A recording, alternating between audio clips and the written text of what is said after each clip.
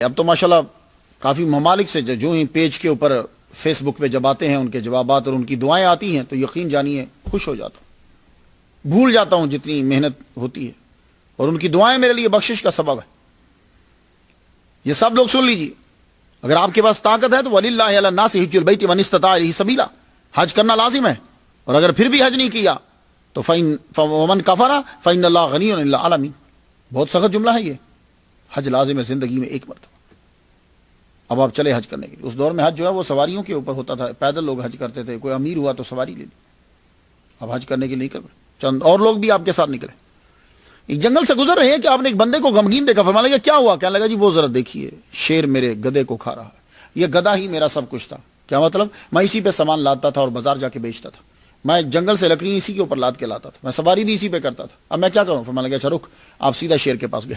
حضرت ابو یعلا کہہ چکے تھے، جا کے اسے کان سے پکڑ لیا، کہنے لگے با برکت لوگوں کے نور کا واسطہ ہے، ہٹ۔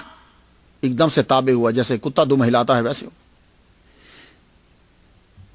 آپ نے اس کو کان سے پکڑا اور اسے بلایا، کہنے لگے ادھر آ، پکڑ اسے، یہ اب اسی طرح کام کرے گا جیسے تیرا گدھا کام کیا کرتا تھا، اپنا سامان اس کے اوپر لادا کر۔ میں نہیں کہتا، عام کتابیں نہیں کہتی، علامہ شرانی رحمۃ اللہ علیہ فرماتے ہیں کہ مرتے دم تک وہ شیر اسی طرح اس کی غلامی کرتا رہا جیسے اس کا گدھا کام کیا کرتا تھا۔ یہ ہوتے ہیں اللہ کے بندے۔ درخت روشن ہو گیا،